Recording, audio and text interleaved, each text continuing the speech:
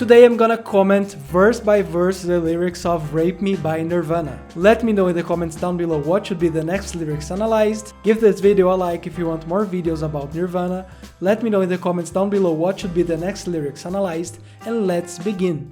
Rape me, my friend. First of all, why would someone ask for it? We could think that it's a way of showing that some people think that the victims really ask to be raped. And for a victim of rape, the words rape me are very scary. So maybe it's something more metaphorical. And what about friend? Why would they say my friend? Is it again just a way of talking, or is it really a friend? Then rape me again. So the lyrical speaker was raped and they are asking to be raped again. I'm not the only one. So maybe there are other people to rape or other victims of rape.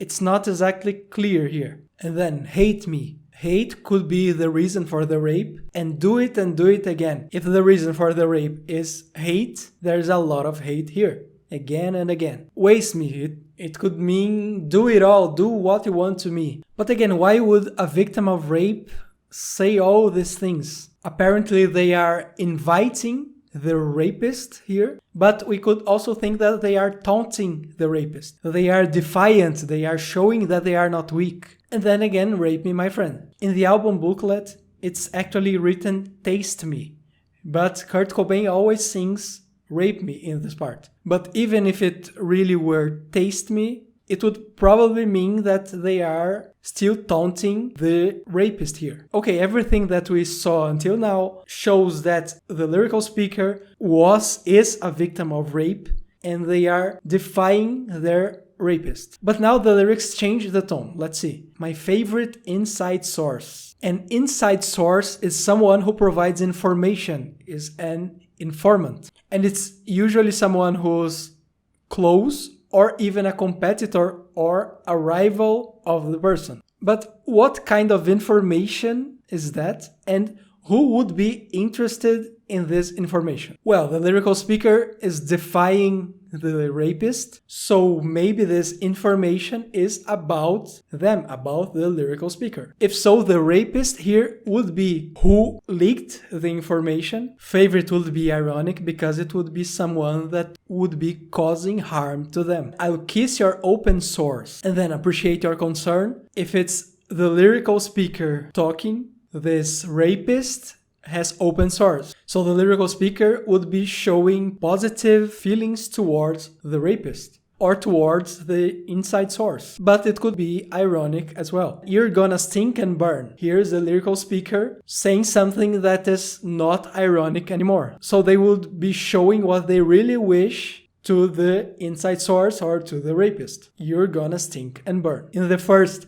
3 verses, they sing friendly, and then with the 4th verse, they show how they despise this rapist or this inside source. But it could also be about the lyrical speaker. If it's about the lyrical speaker, after the act, they would really stink, and because of this source, this open source, they would feel burnt. In the album booklet, it's written you'll always stink and burn, so it's almost the same. But Kurt Cobain always sings it like you're gonna stink and burn. So the general idea here is that this victim is submissively inviting the rapist to commit this act, but this invitation actually means that they are taunting their abuser. It would be a way to show how absurd it is to think that who is abused really wants it or doesn't do anything, is just submissive. So it's from the point of view of a victim of abuse who's trying to show how awful that situation is. This is my interpretation, but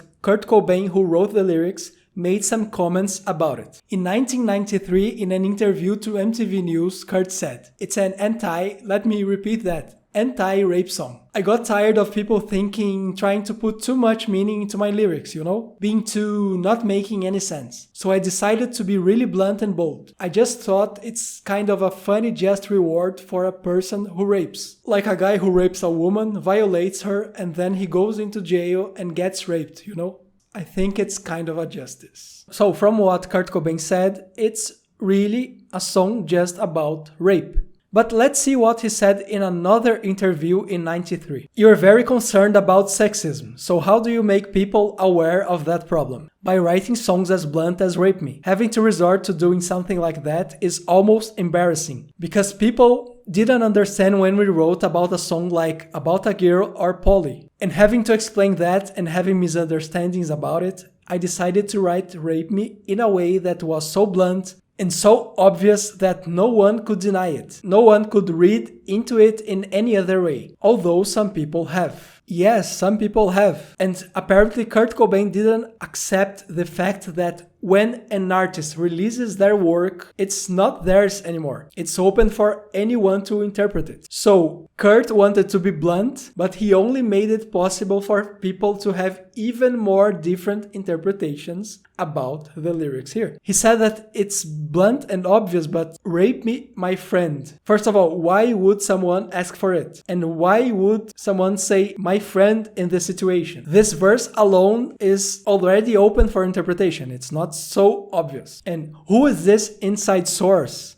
And what does it have to do with rape? So it's easy to understand why people think that these lyrics are not about rape or are not just about rape. I would say that the lyrics apply to any situation in which someone feels like they are being abused by something or someone else. But Michael Azerrad, Nirvana's official biographer, made some comments about it. First of all, the bridge was written later. It would explain why it seems so different, because the lyrics are basically rape, rape me, do it again. And then there's a whole stanza in which the tone is totally different. Many people think that the lyrics are actually about the press. Kurt Cobain didn't have any privacy, and the press would openly discuss his personal life, his problems with drugs, Courtney Love, their daughter, and many other aspects of his life. And even Kurt Cobain said that it was actually about rape, but now I could definitely use it as an example of my life for the past 6 months or year easily. And Michael Azerrad also suggested that I'm Not the Only One was Cobain's way of saying that Courtney Love and their infant daughter were also being hurt by the press and public attention. And my favorite inside source was a reference to the manager of an unnamed Seattle band Kurt Cobain and Courtney Love suspected of being anonymously interviewed for a controversial Vanity Fair profile of the couple published in '92. The Vanity Fair article really damaged Kurt Cobain and even made him stop talking to some people who were criticizing Courtney Love. That's why he's talking about an inside source, an informant that were giving information to the press about him and his personal life and his family. So Kurt felt like his privacy